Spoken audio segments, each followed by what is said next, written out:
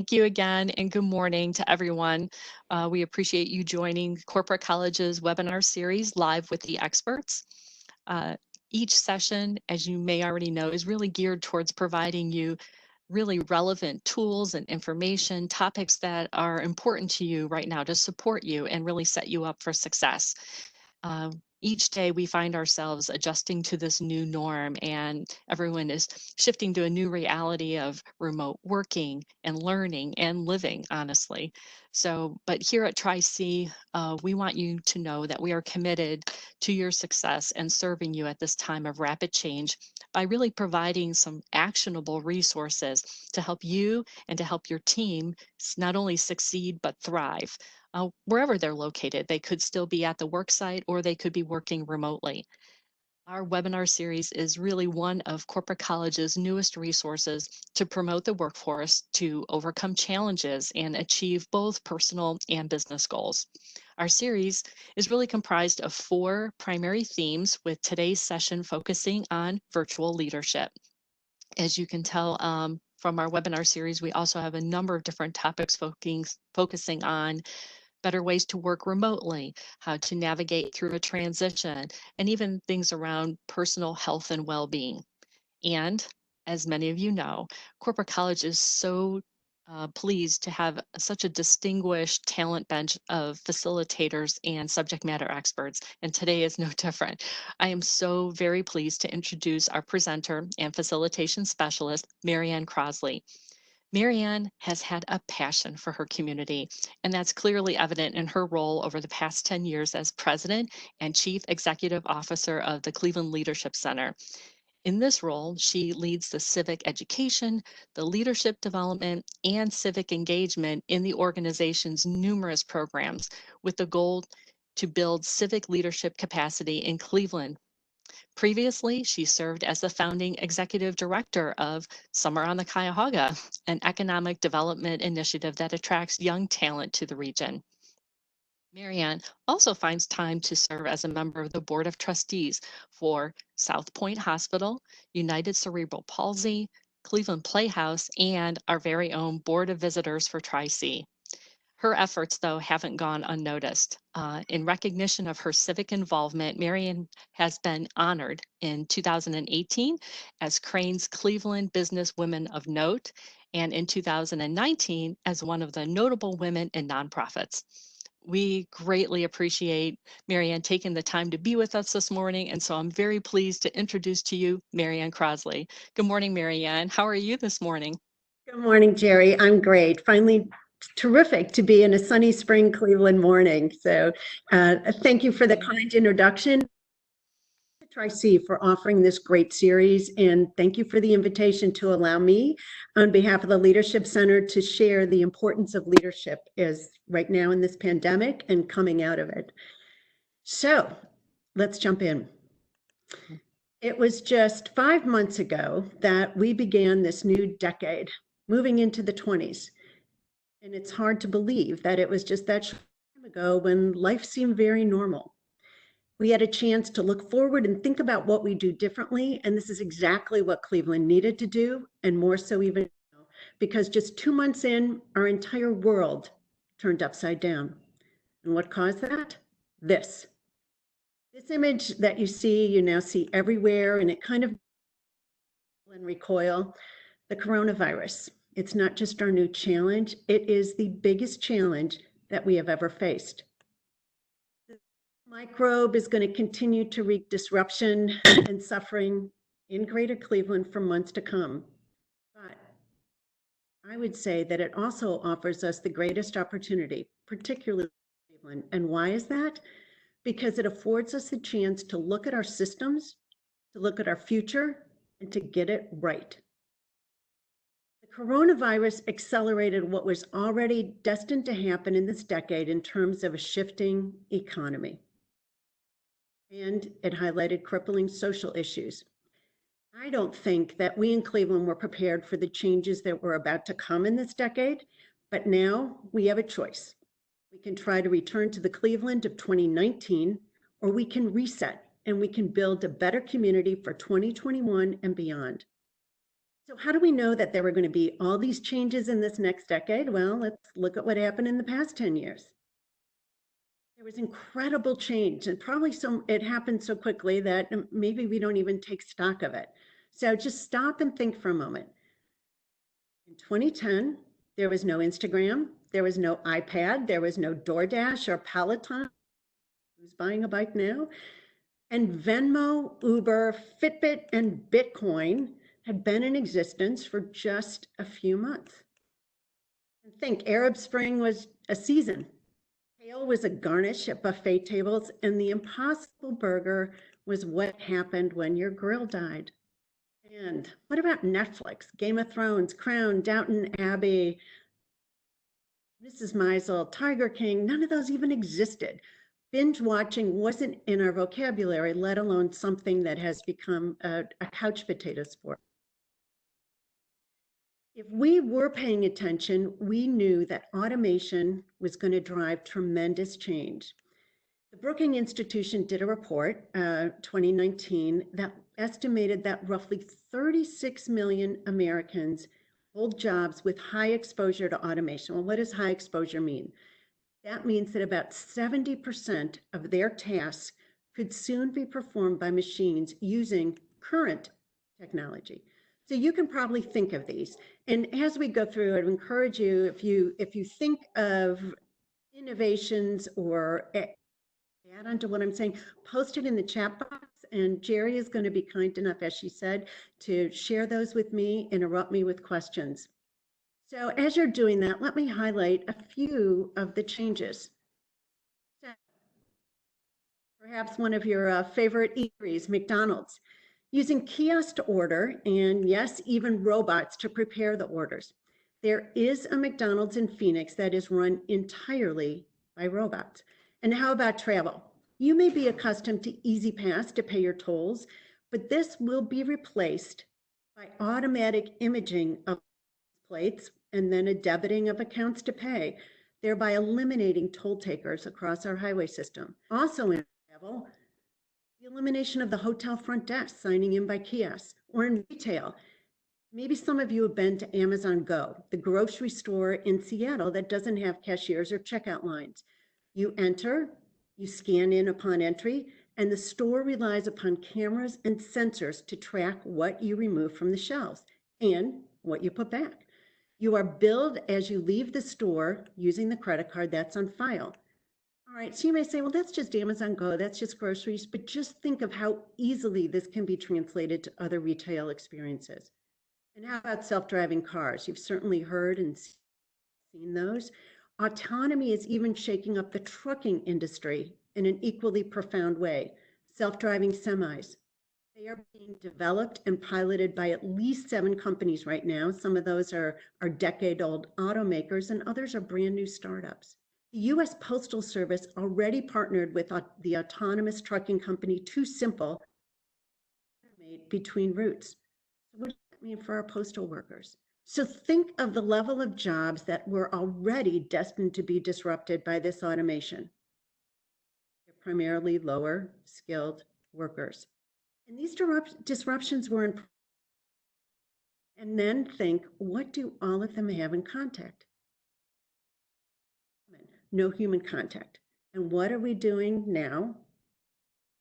Avoiding human contact. Automation was creating social distancing before it even became part of our daily vocabulary. What are some other examples where automation is eliminating the use for human beings, eliminating jobs, and embracing the type of living that we're now seeking to live? Even Domino's is in that race. You can order your pizza through your Amazon Alexa, robots can make it, and they're testing driverless car delivery. Or how about dining out? You think of your dining experience. Well, it can be one that includes mobile ordering, delivery drones, self-checkout, and there's even bionic bartenders. Take Spice, maybe you've been there. It's a restaurant in downtown Boston. The chef at Spice is a 9-foot long, 14-foot wide robotic kitchen that cooks complex meals. It collects orders from the self-service menu kiosks. It pipes the ingredients into a spinning wok where they're cooked and tossed, and then it dumps the hot meal into, of course, a compostable bowl that's on the counter below. And it's only then at the very end does a human handle any part of the meal by adding fresh ingredients and handing over the order. How long does this take? 3 minutes. 5 months ago, we knew from studies issued by PwC and McKinsey that 38 to 40% of the jobs in this decade experience whole or partial disruption. So think now about the industries that are represented in many of the unemployment filings. The service jobs that McKinsey predicted were at risk for radical change by 2030. Look at them now. How about 2021? And again, what do they have in common? They're lower wage jobs, and most don't require much education. It was just last week that Fed Chairman Jay Powell reported that the unemployment rate of lower wage workers, which would be those making less than $40,000 a year, is 40%. 40% unemployment in those making under $40,000 a year.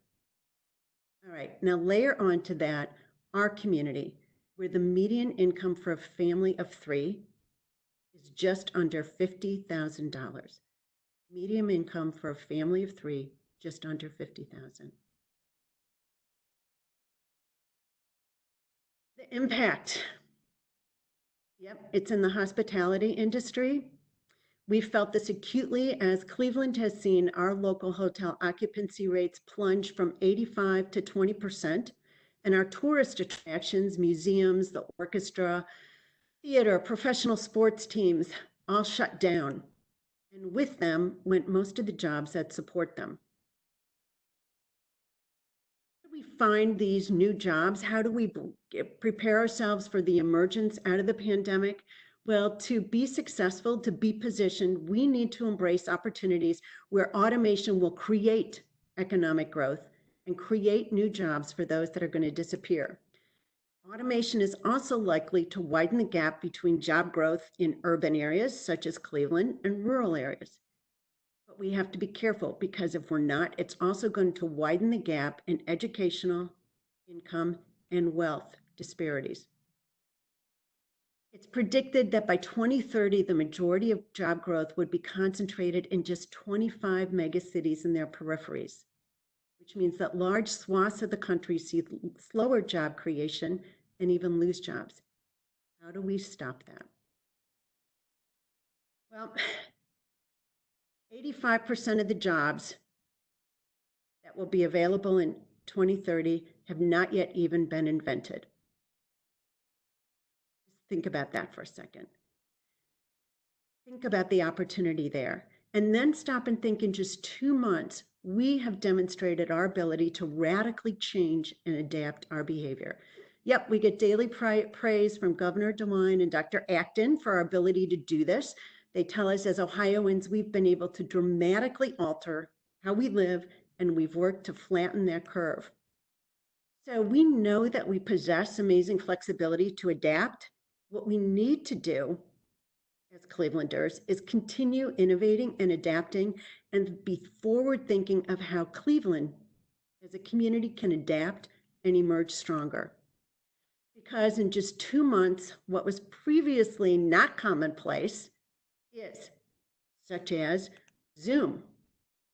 How many of you have this as parts of your daily life?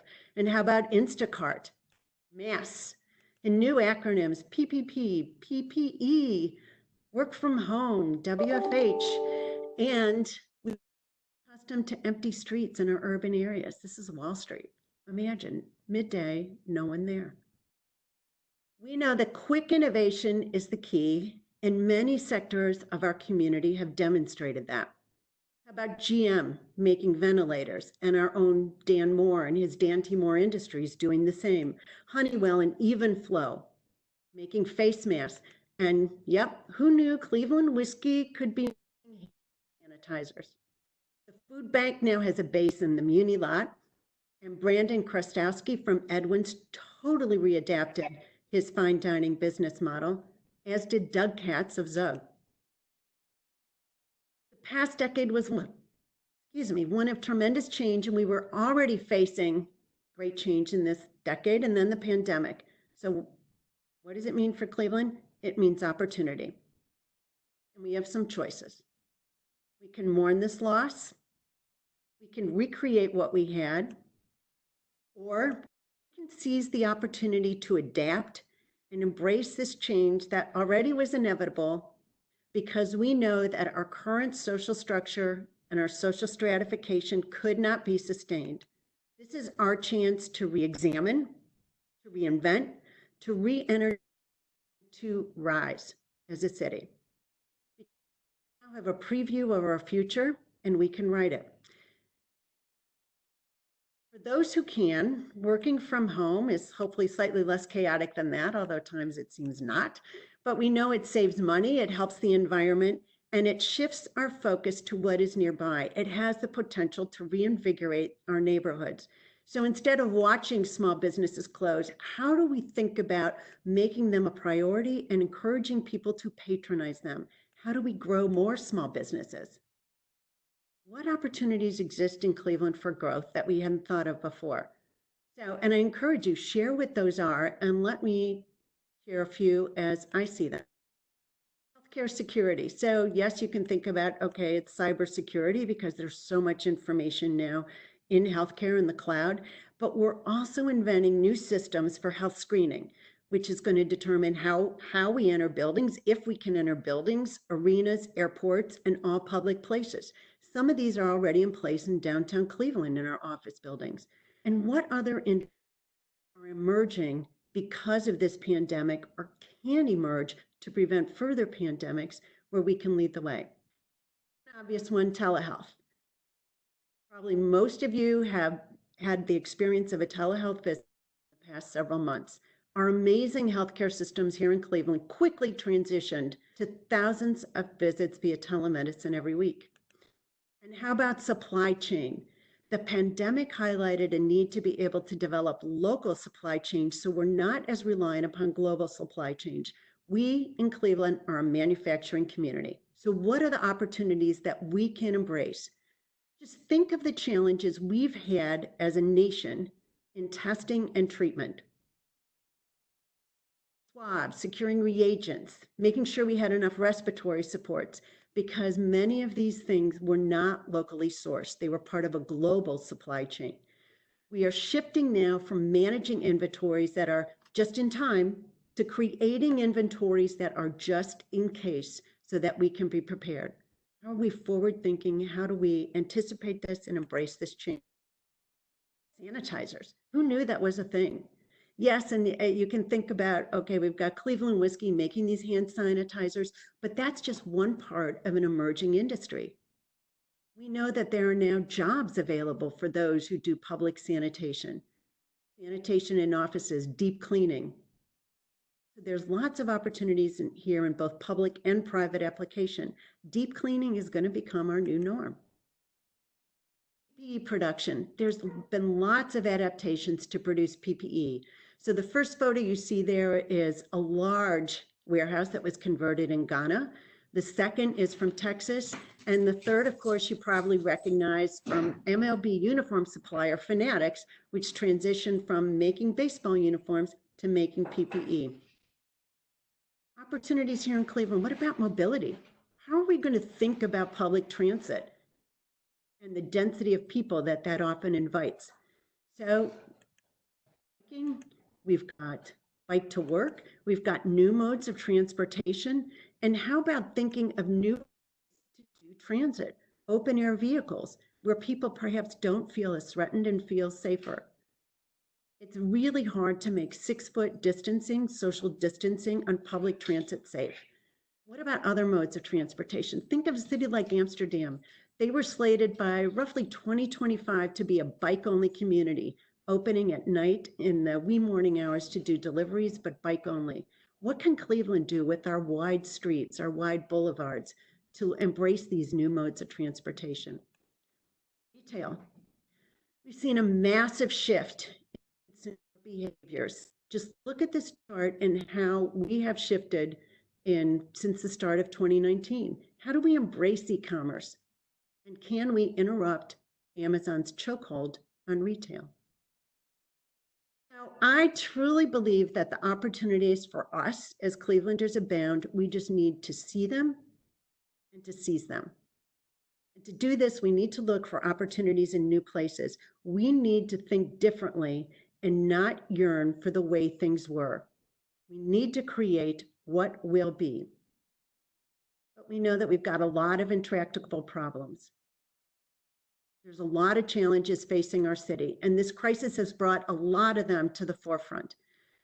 We can re-examine how we address them, or again, we can dial back to the way we looked at them in 2019.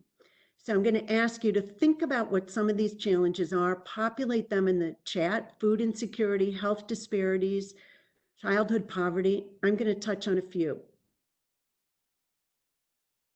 Population growth, and let's look at this globally for a minute. The world population in December reached 7.8 billion. This was an increase from 6.9 billion years ago.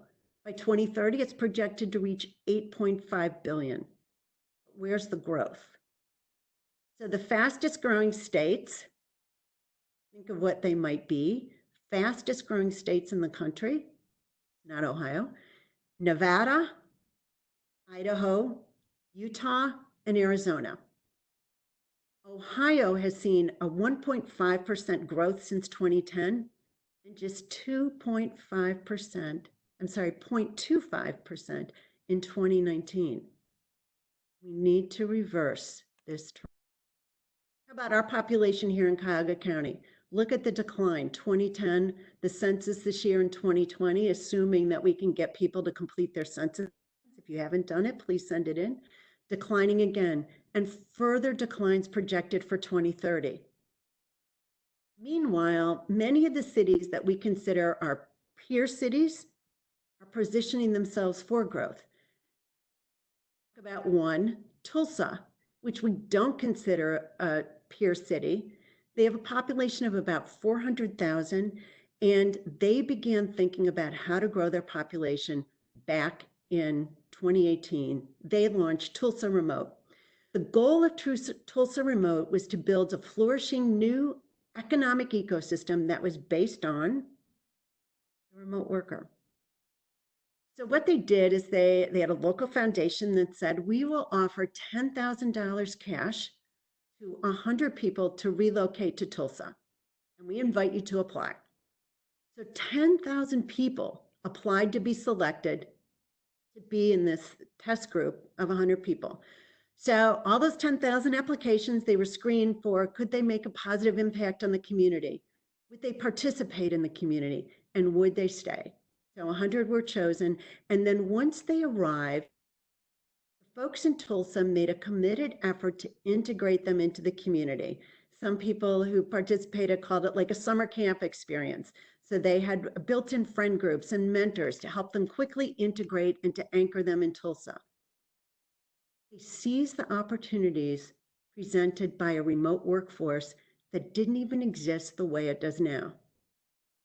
They're now beginning the second phase of that, and they're looking to welcome 250 to 300 folks from Tulsa. And what does that do? That brings friends, that brings family. It spreads the good word about what's happening in Tulsa. And sorry if anyone's from Tulsa, we have so much more to offer here in Cleveland than just Tulsa. So how do we in Cleveland seize the opportunities that are afforded by this new remote workforce to grow our population? Well, if we look at the most valuable US publicly traded companies and the size of their workforces, there's lots of opportunity there. So think of Apple, Microsoft, Amazon, Alphabet, Berkshire Hathaway, Facebook.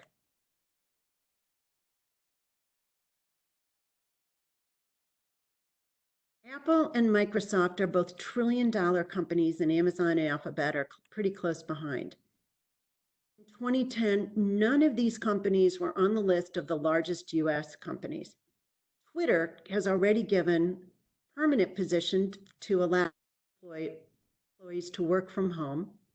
Are these big six going to follow? How do we in Cleveland see?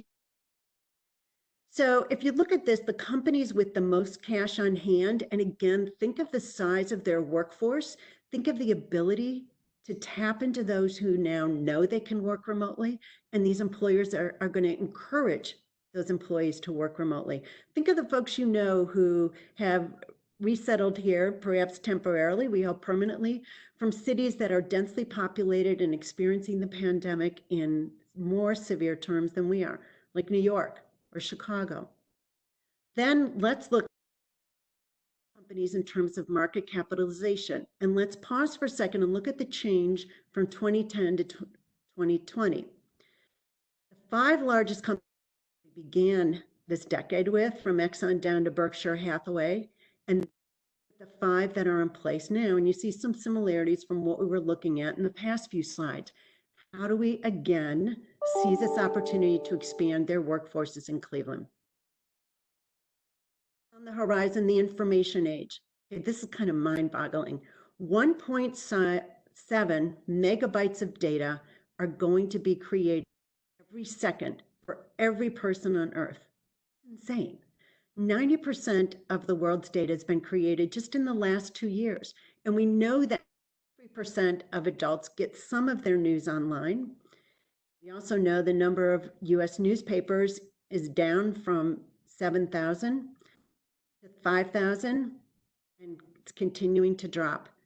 Only 3 newspapers are highly successful: the Wall Street Journal, the New York Times, and Washington Post. You probably guessed some of those. Smartphones. In 2010, there were 100 million smartphones. 2020, 4 billion. From 100 million, 10 years, 4 billion. College degrees. What we've seen in the past couple months is question the value and the necessity of a college degree and how we get that education. Google, IBM, Apple, Bank of America, and Hilton no longer require a college degree for hiring. See some opportunities in higher ed and not just watch it drift away. So we know that student loan debt is crushing. Forbes calls the $1.5 trillion debt a national crisis. And we look at what's happening in our colleges. We know smaller liberal arts colleges were already fighting for their existence. And we now know that some are going to be shuttering because of the pandemic. They were looking at smaller high school graduation classes. They were looking at lower college matriculation rates. And now they're looking at a financial model that may not be sustainable for institutions other than the elite or our public institutions. Layer onto this college tuition. It tends to increase about 8% a year, which means that the cost of college doubles every 9 years. So if any of you have small children, I hate to break it to you, but for a baby born today, this means that college costs are going to be more than 3 times their current rates if we continue on our same education trend when your child matriculates in college. Our greater Cleveland colleges and universities, including Tri-C, are host to about 60,000 students. These 60,000 students represent huge infusions into our local economy. So let's think about what's happening in higher ed, opportunities for virtual, and how do we rethink how we attract these young minds to Cleveland, and how do we help our colleges and universities develop new models for education, not eliminating in-person education, but teaching the value of what that can be while maximizing virtual opportunities. Another great opportunity we have in Cleveland, of course, is what do we need to sustain life? Water. The World Wildlife Organization has projected that by 2025, less than 5 years from now, 2/3 of the world's population is going to face water shortages. 2/3. And think of the population. Simultaneously with this, there's going to be roughly 1 billion more mouths to feed. 2030, our annual global requirements for water are going to exceed our sustainable water supplies by 40%. Keep going forward. By 2050, 52% of the world's people, which at that time projected to be 9.7 billion, are going to live in water-stressed regions. And what about us? We're fortunate. We sit on the edge of the basin of 84% of North America's fresh water. So, yep, water is the growing commodity. And we also know that our location is unique because it insulates us from many of the ravages of climate change. Maybe having more frequent and maybe more intense thunderstorms, we're not having hurricanes or wildfires or flooding or the extreme temperature changes we're seeing in other areas of the country. And again, this makes us an attractive location to live and work. So how do we maximize this? Be ready for change. You've all seen this from Darwin. The species that survives is the one that is able best to adapt and adjust to the changing environment in which it finds itself. So what do we need to guide this change? Leadership. Change, yes, you need strong leaders, but we need to have leaders who are working together, who are crafting a vision, who are messaging a vision, and who are all rowing in the same direction. That's bold, that's visionary, that's informed, that's connected, that's collaborative. So where's this leadership going to come from? So, yep, Cleveland is home to Superman. So it's a plane, it's a drone, but it's not Superman. Superman is not coming to help us find leadership. And we know that even before the onset of this pandemic, the face of leadership was changing in Cleveland. Business leaders in our industries were changing. So since 2014, in many of our Fortune 1000 companies, we've seen a transition in leadership. Here are some of them. Prior leaders in each of these were highly involved in the community. They were strong corporate citizens. The new leaders, yes, they are good corporate citizens for Cleveland, but they now have a global outlook. They have a responsibility to help their companies grow. They have a responsibility to their shareholders. And if you think of those lists that I showed you earlier, they want to make sure that they are continuing to be positioned on those Forbes lists. So this creates a great opportunity for us to fill what could be called a leadership void and to lead locally. So this crisis forced some great collaborations. Healthcare industries. Who would think that Metro Health, UH, and the Cleveland Clinic, often seen as competitors, would really unite forces on behalf of our greater Cleveland people to fight this pandemic? More of it happen. Silos are great if you want to store a lot of grain, but they're not good for a community and they're not good for much of anything else.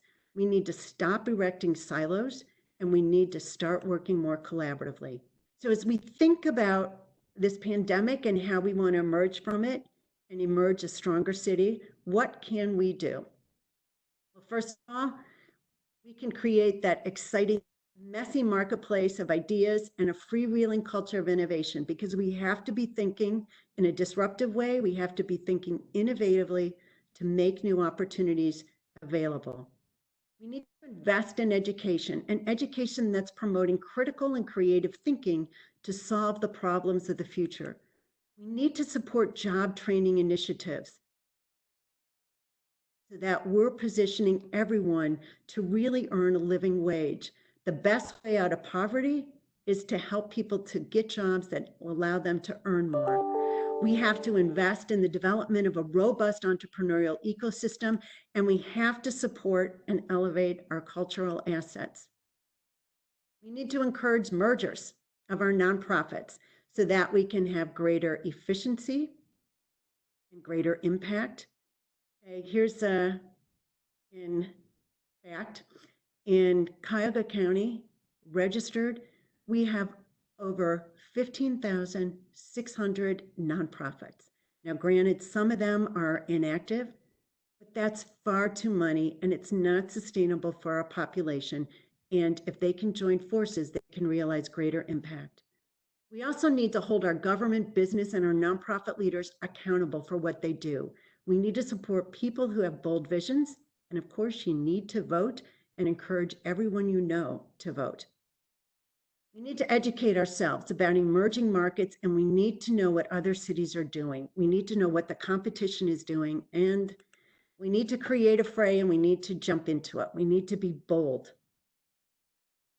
So we love our city, but we need to manifest that in different ways because we have to emerge strong. We love this image of Cleveland. We love to take pictures of it. We love to send postcards of it. And we need to make sure that we're living the vision that we want to have for Cleveland. So in short, I think that change was already on the horizon. This pandemic has definitely accelerated it. And we have the opportunity to emerge stronger, and we need to seize it. So I want to thank you for joining us, and any questions you have, I'm happy to entertain. And I also have some questions for you. So with that, I will turn it back to you, Jerry. Okay, great. So as people start responding and entering their other questions, I do have a couple here that people have already submitted. So Heidi really touched on your comment about the bike community and the bike only community in Amsterdam. She thought it was really very special, very cool. She wanted to know what's going on in Cleveland right now? How could we make that happen here in Cleveland? What are your thoughts? Oh, great. Well, so much has already happened, and it happened very quickly. As you know, there's a very active bike community here in Cleveland, spearheaded a bit by an organization, Bike Cleveland. And I would say get involved there. Think of our Cleveland leaders and even those in the suburbs, and encourage them to establish bike lanes and encourage the development of a whole biking culture. And when I talk about look at what's happening in other cities, it's one thing to lobby for something you want to create. But of course, when you can show evidence of what's happening in other communities and how that's being successful, that's what's going to be most persuasive to the elected officials who need to support us in getting bike lanes in place and making that much more of a culture. Office buildings. Do we need to have additional bike storage in downtown Cleveland, interior bike storage? There's abundant opportunities, and it doesn't require that much change on the part of our thinking.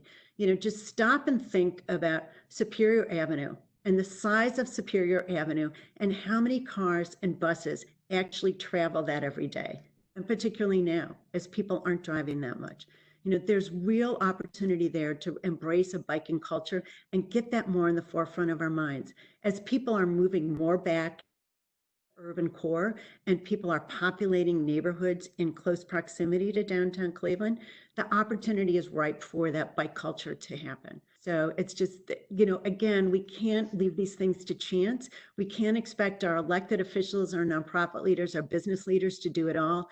We need to take responsibility. We need to take charge. We need to seize the opportunity and push the envelope.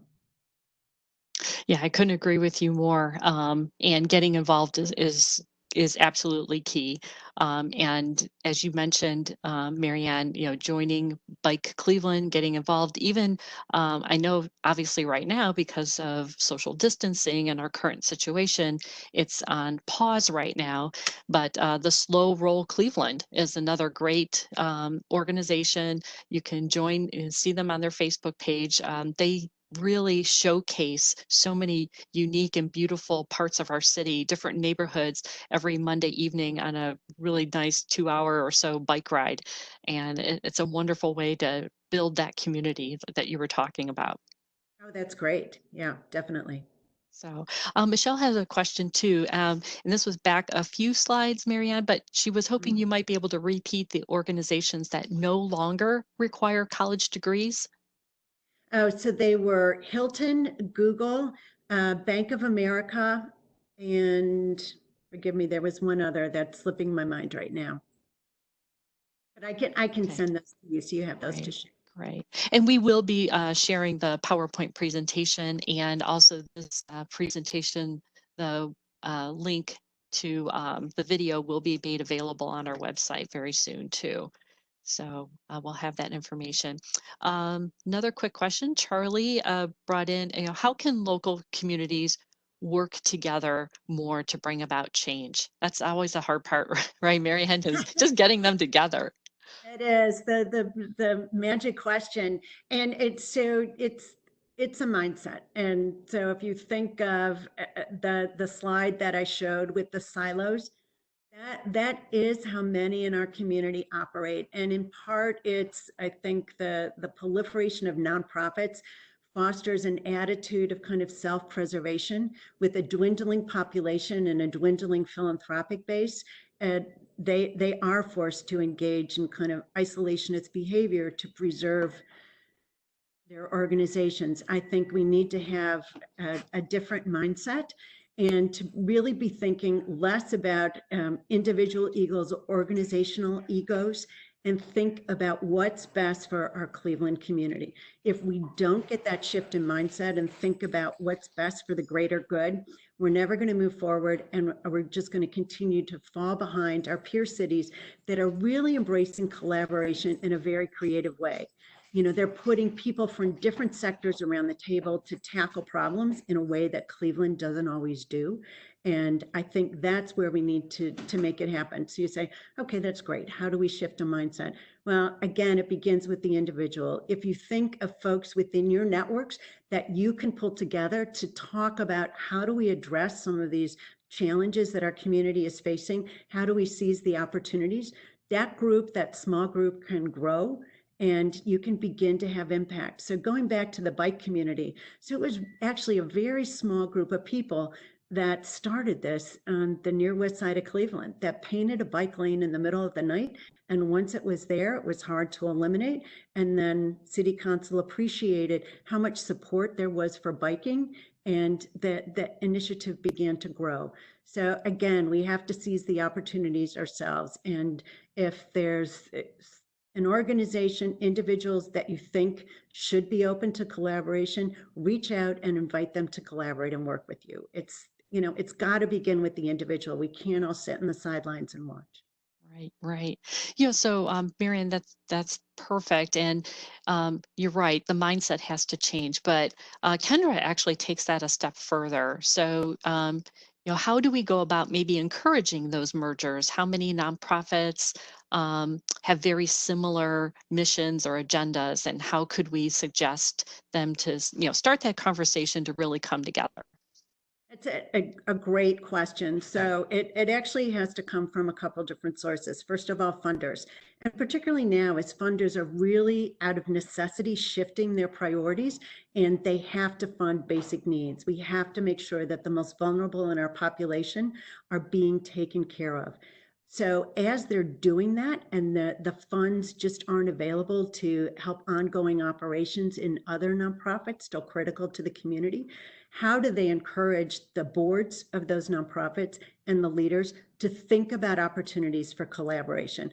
All the nonprofits are not going to survive. It's just a fact. It's impossible. So how do we make sure that we're not letting that happen, but we're seizing this opportunity to force mergers so that, again, it's not about the individual organization, but it's about how can they be stronger together and deliver greater impact for our community. So it has to come from philanthropy.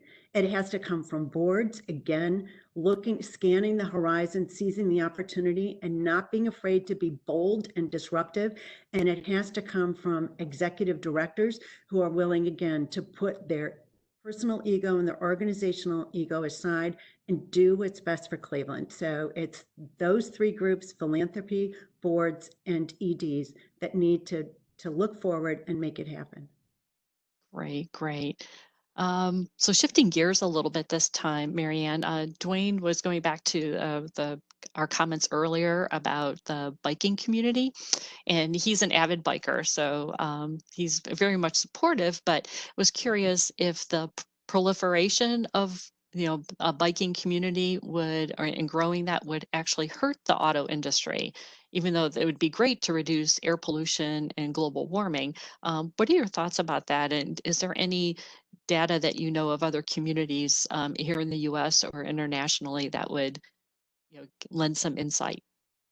So it will be just my thoughts because I don't, definitely not an expert in that area, and I definitely don't have any data at my fingertips.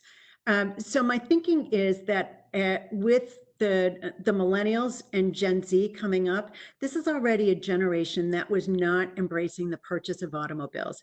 They were leaning more toward public transit, more environmentally conscious, also thinking about the cost of maintaining an automobile. So there was already a shifting mindset that was in place.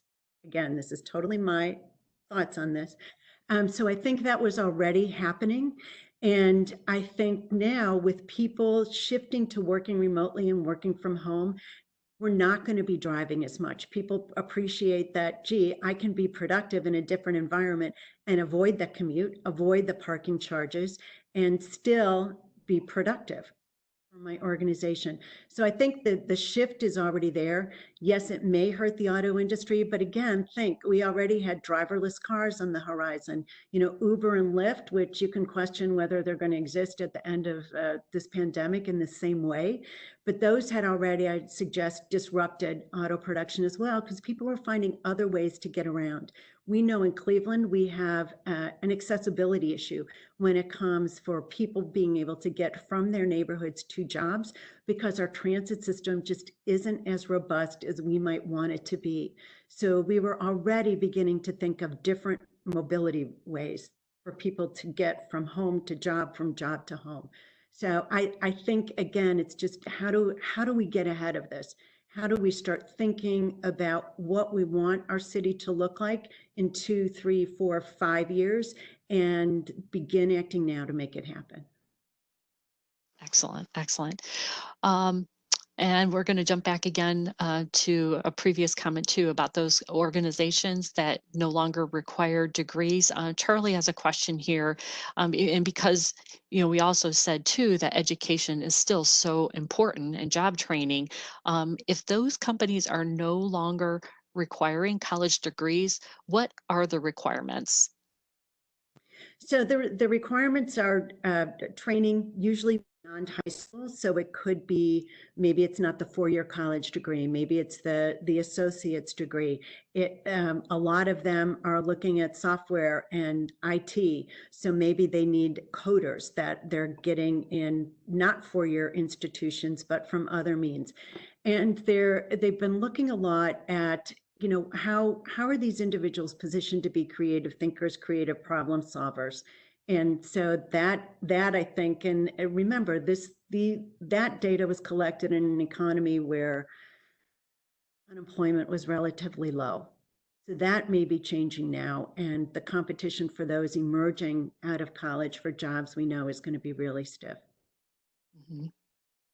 Absolutely. And I concur with what you're saying, Marianne, too. I just know in my own conversations with various different executives in IT organizations and within IT departments that they're really actually starting to look more at certificates. How many, it also becomes that alphabet soup at the end of people's names. There's so many different certifications that they achieve those types of credentials that are actually now in that world becoming more important than an actual degree. And Jerry, how many opportunities does Tri-C have for certificate programs? Oh, plenty. More than I can count. And More than that, I can that count. and I know that has just skyrocketed in the past several years. The number of certificates that you are awarding to individuals is just risen astronomically. It's a great testament to the education that Tri-C is delivering and how you are training and retraining people for jobs. Thank you. Yes, and not just, you're right, not just in IT. And so just a little plug for ourselves. We do offer those short-term certificate programs and what we also call stackable certificate programs. So don't think that all that work is gone for naught. You can earn those short-term certificates and certifications and have that lead up to an associate's degree and build upon that. So absolutely. So thank you for that.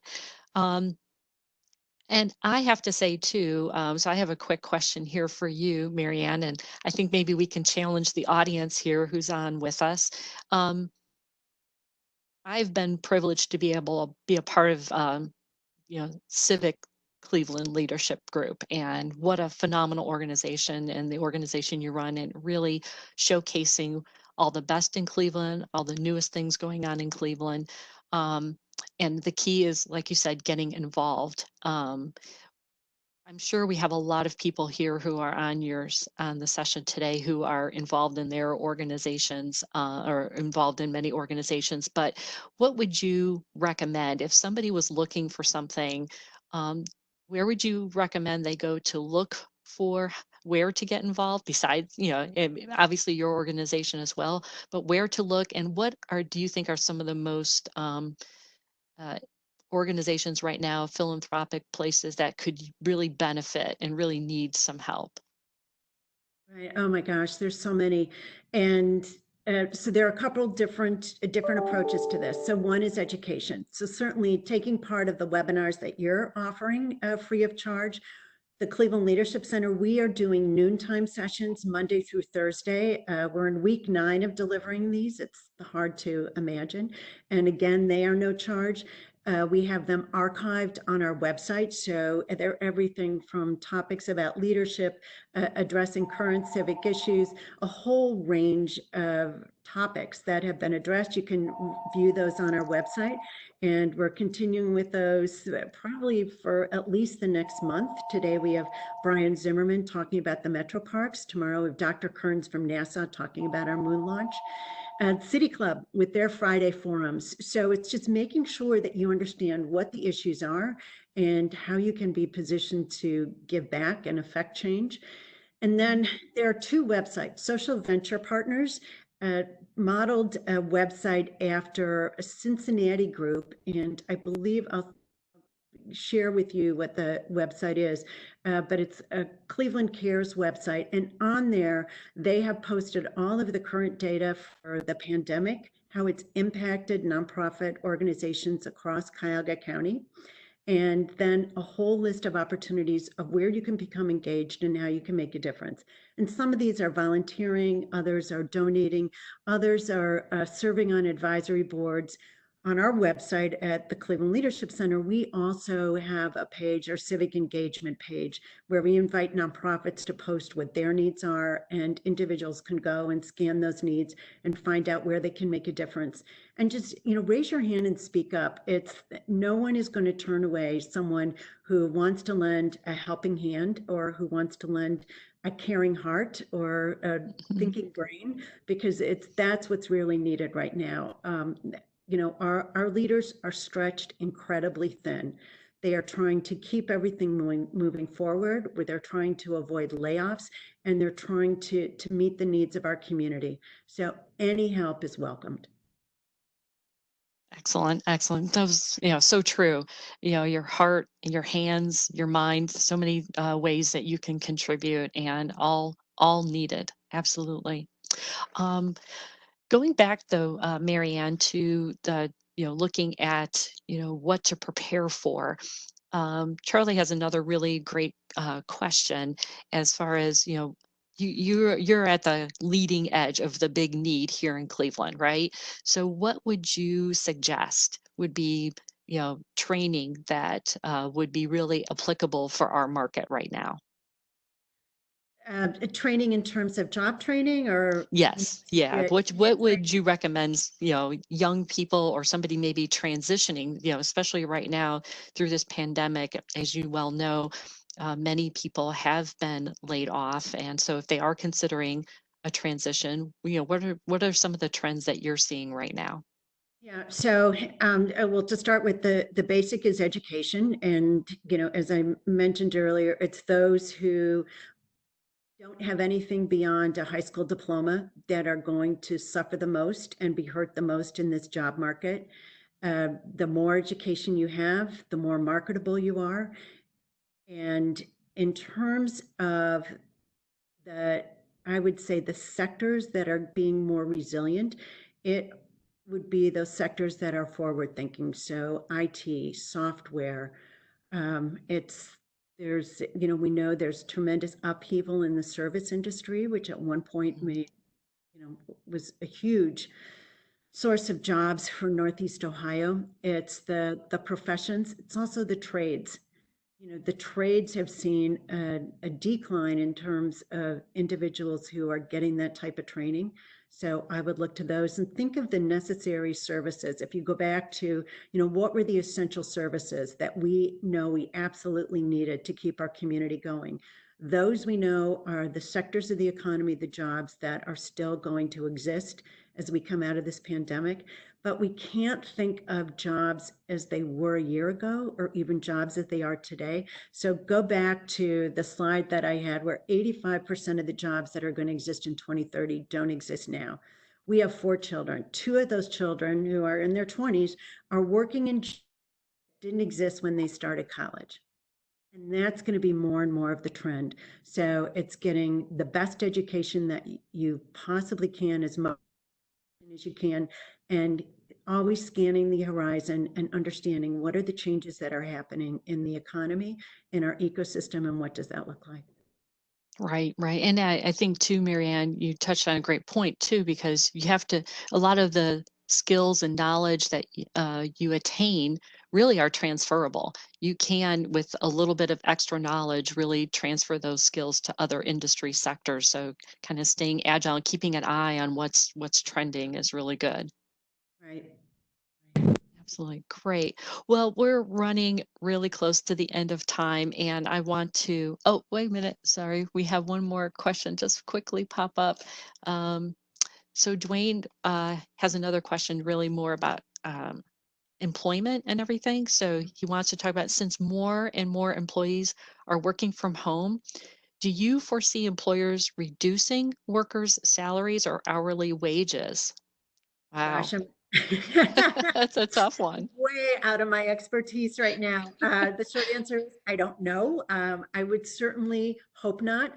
It's obviously going to have a significant impact on commercial real estate, but beyond that, I have no crystal ball when it comes to that.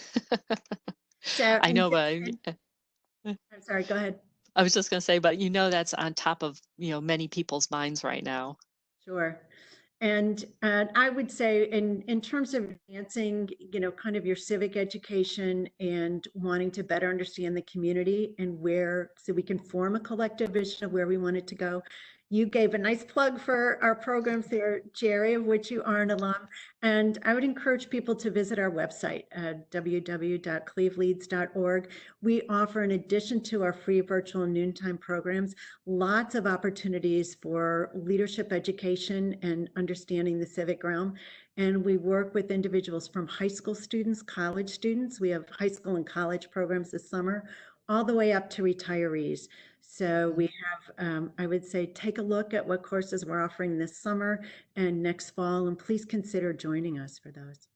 And I can't endorse it enough. They were a great program. It was great to meet you at the beginning of that program, but what's great about it too is not only is it an opportunity to really open so many doors and windows on different parts of Cleveland, what's amazing and wonderful about our city, and what people are doing that is so incredible, but that it continues on with the alumni and staying connected. So it's not just a short-term program that you just participate for a little while. Yeah, thanks.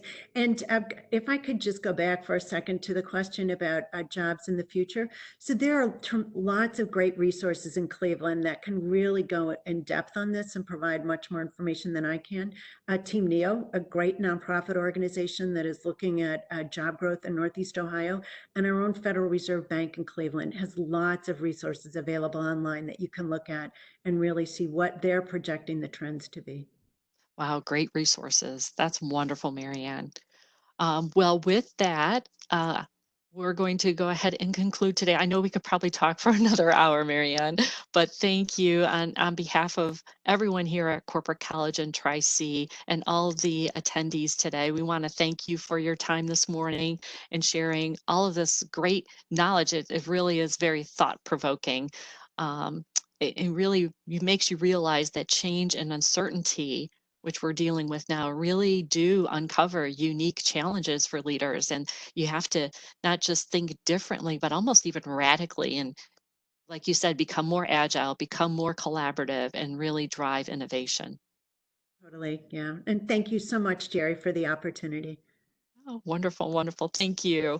So everyone too, as always, Remember that corporate college is still here to serve you with many other additional sessions like Mary Ann's that we're providing to really help you stay connected and also understand all the different resources and information that will really help you face these challenges that we're facing right now.